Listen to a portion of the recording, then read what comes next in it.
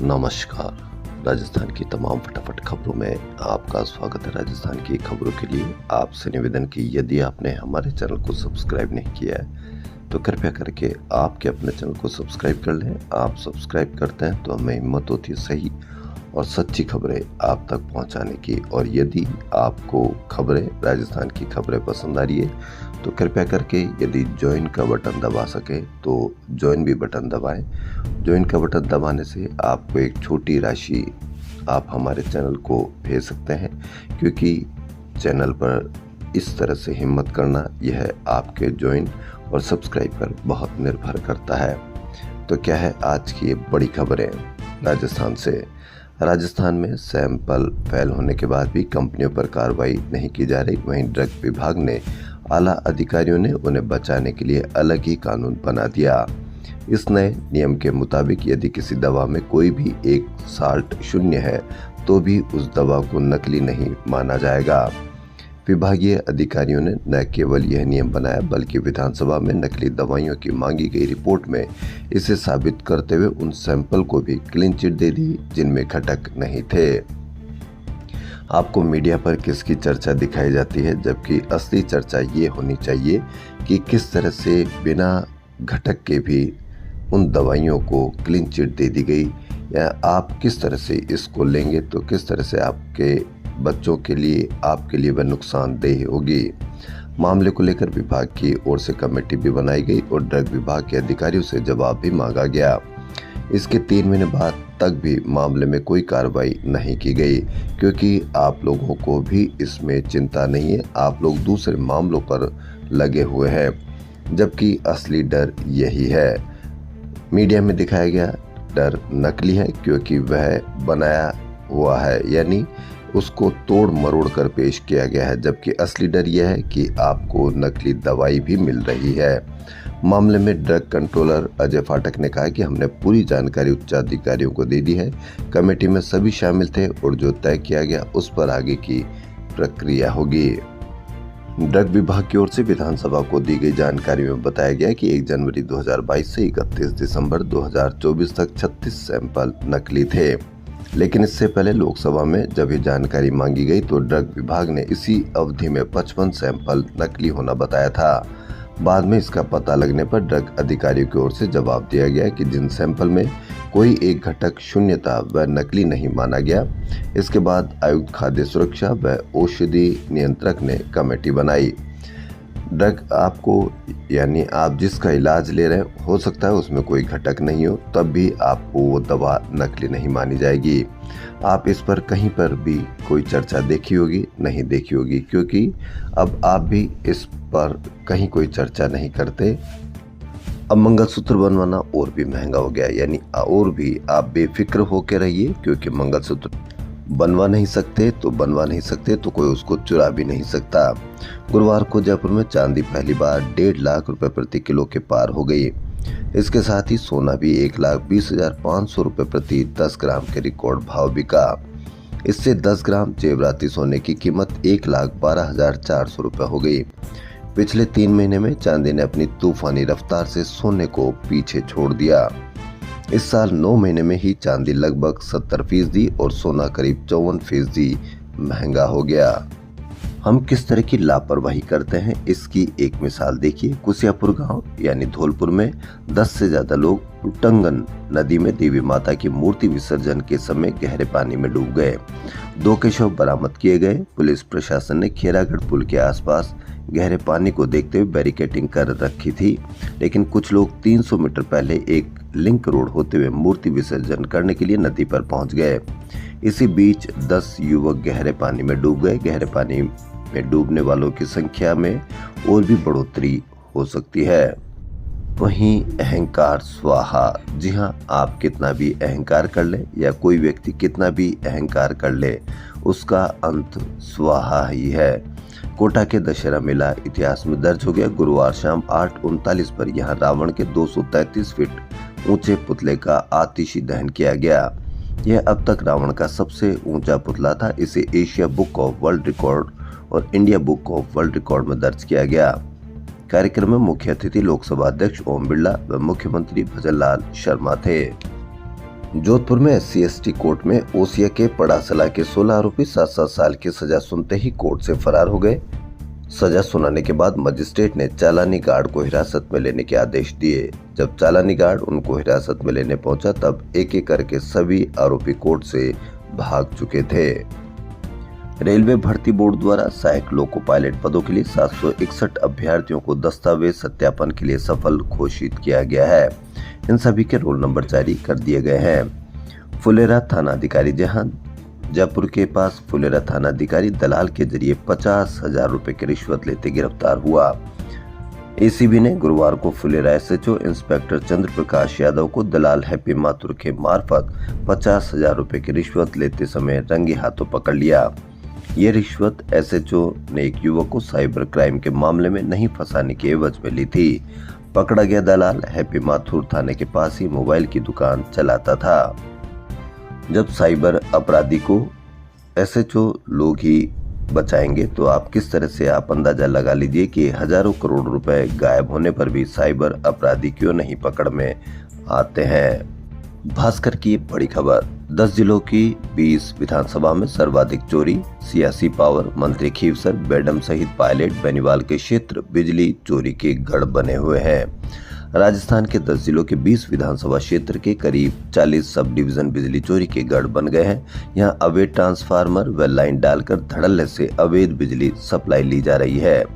कई जगह HT line पर ही फेज अवैध ट्रांसफार्मर लगाकर खेतों की सिंचाई की जाती है। बिल न भरना पड़े इसलिए कनेक्शन ही नहीं लेते।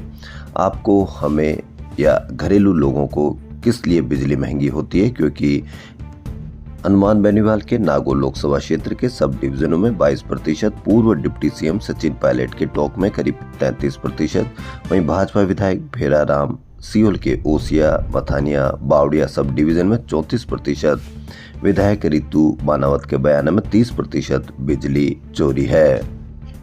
पंचायती राज में सबसे अधिक शिकायतें फर्जी जॉब कार्ड और हाजिरी की जाती है। इन गड़बड़ियों को रोकने के लिए राज्य सरकार मनरेगा से जुड़े 80 लाख से अधिक श्रमिक परिवारों की eKYC कराएगा। इसके साथ ही हर श्रमिक का AI फेस ऑथेंटिकेशन से सत्यापन भी मोबाइल के माध्यम से होगा। हालांकि यह सत्यापन संबंधित पंचायत के ग्राम विकास अधिकारी ही कर पाएंगे। इसकी शुरुआत कोटा से की जाएगी। राजस्थान की टंगस्टन नगरी डेगाना अब लिथियम नगरी के नाम से जानी जा सकती है। भारतीय भूगर्भ सर्वेक्षण के सर्वे में नागौर जिले के रेवत डूंगरी पहाड़ियों में भारी मात्रा में लिथियम भंडार मिलने की पुष्टि हुई है। इस खोज के बाद केंद्र सरकार के खान मंत्रालय ने खनन की नीलामी प्रक्रिया शुरू कर दी है। भास्कर की एक और बड़ी खबर, JDA 20 साल पुरानी वह गलती फिर दोहराने की तैयारी कर रहा है जो आज तक नजीर बना हुआ है। अफसरों ने शहर के ट्रैफिक सिस्टम को सुधारने और डेवलपमेंट के लिए बन रहे कॉम्प्रहेंसिव मोबिलिटी प्लान की स्टडी किए बिना ही अरण्य भवन से जगतपुरा तक एलिवेटेड रोड बनाने की तैयारी कर ली है, जबकि इसकी सबसे ज्यादा जरूरत अरण्य भवन से जवाहर नगर टनल मार्ग तक है, जो शहर का मुख्य वैकल्पिक मार्ग भी है। जगतपुरा की ओर से 100 फीट रोड है, यहाँ से करीब 50,000 वाहन गुजरते हैं, जबकि टनल की ओर 50 फीट रोड है। परकोटे में मेला, शोभा यात्रा, जुलूस प्रदर्शन या दीपावली जैसे त्योहारों पर आवाजाही का यही एकमात्र वैकल्पिक मार्ग है। मानसून के बाद एक्टिव सिस्टम से मौसम का मिजाज बदला हुआ। राजधानी में गुरुवार दिन भर बादल छाए रहे। शाम को आधे घंटे तक मूसलाधार बारिश ने जनजीवन अस्त व्यस्त कर दिया। गोपालपुरा, मालवीय नगर, प्रतापनगर, टोंक रोड पर आधे घंटे की तेज बारिश में सड़कें लबालब हो गई। वहीं मौसम विभाग ने राजधानी जयपुर सहित जिलों में बारिश का आसार जताया। 3 और 4 अक्टूबर को बारिश थोड़ी धीमी होगी। इसके बाद एक्टिव होने वाले नए सिस्टम के असर से 5 से 7 अक्टूबर से फिर से तेज बरसात होगी। आपका आधार कार्ड, पैन कार्ड किसी और के काम कितना आ सकता है, इसकी एक खबर देखिए। रक्षाबंधन 2023 के दिन जयपुर में लो फ्लोर बस में ड्यूटी कर रहे कंडक्टर जय सिंह का बैग भीड़ भाड़ में चोरी हो गया। बैग में नकदी नहीं बल्कि आधार, पैन कार्ड और ड्राइविंग लाइसेंस की फोटोकॉपी थी। जय सिंह ने लालकोटी थाने में रिपोर्ट दर्ज करवाई, लेकिन पुलिस ने इसे मामूली मानकर फाइल बंद कर दी। लेकिन दिसंबर 2024 में जब जय सिंह ने प्लॉट खरीदने के लिए लोन की सोची तो बैंक गया और वहां उसे झटका लगा। बैंक कर्मियों ने कहा कि आप डिफाल्टर हैं, मोबाइल लोन लिया और एक भी किस्त नहीं चुकाई। जयसिंह हैरान था क्योंकि उसने कभी लोन लिया ही नहीं। जांच करने पर सामने आया कि लोन लेने में उसके डॉक्यूमेंट्स का इस्तेमाल किया गया, लेकिन मोबाइल नंबर किसी और का था। इस नंबर पर इनकमिंग बंद थी। जयसिंह ने उसे संदिग्ध नंबर को रिचार्ज कर कॉल किया और पूछा कि जयसिंह के नाम से लोन क्यों लिया, तो जवाब मिला, ये नंबर मेरे भाई जयसिंह के थे जिनकी मौत हो चुकी थी। जयपुर के गोने रोड इलाके में सीवरेज लाइन नहीं है, गंदा पानी कॉलोनियों में जमा हो रहा है। इससे करीब 800 कॉलोनी के लोग परेशान हैं। लोगों ने सीवरेज लाइन डालने के लिए विधायक व सांसद सहित अन्य जनप्रतिनिधियों को पत्र भी लिखा है। सुनवाई नहीं होने से लोगों में आक्रोश है, भूख हड़ताल पर बैठ गए हैं। राजस्थान यूनिवर्सिटी में आरएसएस के शस्त्र पूजन कार्यक्रम में हंगामा करने वाले एनएसयूआई के प्रदेश अध्यक्ष विनोद जाखड़ सहित 9 जनों को पुलिस ने गिरफ्तार कर जेल भेज दिया। इस कार्यक्रम का विरोध करते हुए एनएसयूआई कार्यकर्ता ने स्टेज पर तोड़फोड़ की थी। विवाद के बाद जब दोनों संगठन आमने सामने हुए तो पुलिस ने हल्का बल प्रयोग किया था। इस मामले में एसीपी गांधीनगर सहित कई अन्य पुलिसकर्मियों को चोटें भी आई थी। गांधीनगर थाने की चेतक में तोड़फोड़ कर दी। मामले की गंभीरता को देखते हुए थाने में सार्वजनिक संपत्ति को नुकसान पहुंचाने और पुलिसकर्मियों से अभद्रता करने का मामला दर्ज किया गया। जवाहर कला केंद्र एक बार फिर से लोक संस्कृति के रंग में रंगने को तैयार है। 7 से 17 अक्टूबर तक कलाओं को समर्पित 11 दिवसीय 28वां लोक रंग महोत्सव आयोजित होने जा रहा है। जवाहर कला केंद्र के मुक्ताकाशी मंच और शिल्पग्राम में अलग अलग प्रस्तुतियां होगी। 11 दिवसीय महोत्सव में राजस्थान समेत देश के विभिन्न क्षेत्रों के लोक कलाकार अपनी लोक कलाओं की प्रस्तुति देंगे। देश में लगातार बढ़ रहे साइबर क्राइम पर राजस्थान पुलिस ने सख्ती बढ़ा दी है। राजस्थान पुलिस ने इस साल 1 जनवरी से 29 सितंबर तक 91,465 संदिग्ध नंबरों को ब्लॉक करने की कार्रवाई कर दी है, जो देश में सबसे ज्यादा है। अखिल भारतीय राष्ट्रीय शिक्षक महासंघ का 9वां त्रिवार्षिक राष्ट्रीय अधिवेशन 5 से 7 अक्टूबर तक जयपुर स्थित केशव विद्यापीठ जामडोली में होगा। आयोजन में देश भर से 3500 शिक्षक प्रतिनिधि शामिल होंगे। यह अधिवेशन शिक्षक राष्ट्र के लिए विषय पर केंद्रित रहेगा। आरटी में बच्चों को प्रवेश अटकने से नाराज अभिभावकों ने गुरुवार को शिक्षा संकुल के बाहर प्रदर्शन किया और शिक्षा मंत्री का पुतला फूंका। संयुक्त अभिभावक संघ के प्रदेश प्रवक्ता अभिषेक जैन बिट्टू ने कहा कि 9 अप्रैल 2025 को लॉटरी प्रक्रिया से चयनित हुए कई बच्चों को अभी भी प्रवेश नहीं मिला है। वे प्रवेश के लिए निजी स्कूलों के चक्कर काट रहे हैं।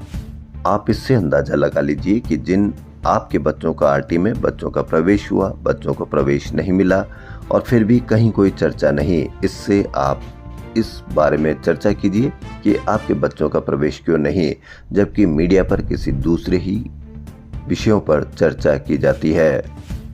केंद्र सरकार की ओर से कर्मचारियों का महंगाई भत्ता 3% बढ़ाए जाने के बाद अब राज्य सरकार की ओर से भी डीए बढ़ाए जाने का इंतजार शुरू हो गया है।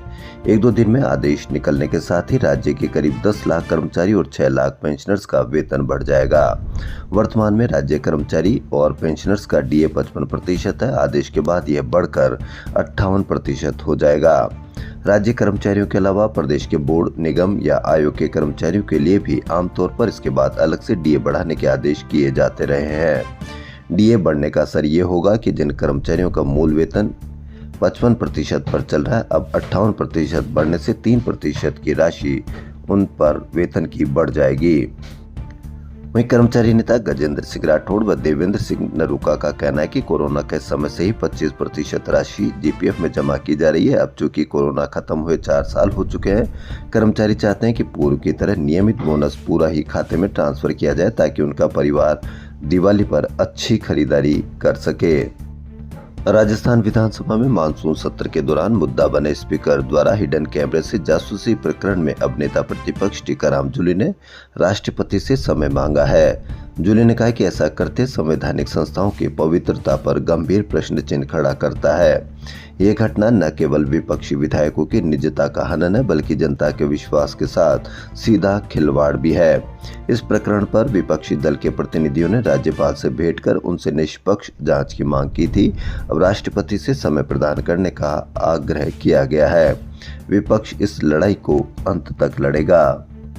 कांग्रेस के जिलों में हलचल तेज हो गई। जिलों में नए अध्यक्ष बनने के दावेदार अचानक सक्रिय हो। चौंकाने वाली बात यह है कि कई जिलों में जिलाध्यक्ष की दौड़ में कई मौजूदा विधायक और पूर्व मंत्री भी अपनी दावेदारी पेश कर रहे हैं। पिछले दिनों राजस्थान में कांग्रेस के जिलाध्यक्ष की रायशुमारी के लिए एआईसीसी की ओर से नियुक्त किए गए केंद्रीय पर्यवेक्षकों के दौरे राजस्थान में 4 अक्टूबर से शुरू होंगे। आलाकमान ने 30 केंद्रीय पर्यवेक्षकों को 50 जिले आवंटित किए हैं। महात्मा गांधी व लाल बहादुर शास्त्री की जयंती पर प्रदेश कांग्रेस मुख्यालय इंदिरा गांधी भवन स्टेशन रोड पर सर्वधर्म प्रार्थना सभा व पुष्पांजलि कार्यक्रम हुए। डोटासरा ने कहा कि आरएसएस वाले शिक्षा के मंदिर में शस्त्र पूजन का आयोजन कर रहे हैं, जो गलत है। राजस्थान में 2 अक्टूबर से 15 अक्टूबर तक सहकारिता से जोड़ने के लिए सहकार सदस्यता अभियान चलाया जा रहा है। इसमें महिलाओं एवं युवाओं को जोड़ा जाएगा। मुख्यमंत्री भजनलाल शर्मा ने कॉन्स्टिट्यूशन क्लब में अभियान की शुरुआत की। इस दौरान मुख्यमंत्री ने कहा कि सहकारिता में बहुत से रावण हैं, इन्हें मारना है। पुष्कर मेले में ऊंटों की खरीद फरोख्त के लिए आने वाले ऊंट पालकों के लिए ये खुशखबर है। ऊंटों के अन्य प्रदेशों में भेजने पर लगा प्रतिबंध राज्य सरकार ने 11 साल के इंतजार के बाद आखिर हटा दिया है। सरकार के इस फैसले का 20 दिन बाद 22 अक्टूबर से शुरू हो रहे अंतर्राष्ट्रीय पुष्कर पशु मेले में व्यापक असर दिखाई देगा। मेले में इस बार हर साल के मुकाबले ऊंट अधिक संख्या में आएंगे। चूरू एजीटीएफ व तारानगर पुलिस ने बुधवार को गांव हड़ियाल व ढाणी मोती सिंह के पास 2 जगह छापे मारकर 30,000 लीटर क्षमता वाली अवैध डीजल फैक्ट्री का खुलासा किया है। राजस्थान की खबरों में फिलहाल इतना ही। यदि आपको राजस्थान की खबरें पसंद आ रही तो आपके अपने चैनल को सब्सक्राइब कर लें। धन्यवाद।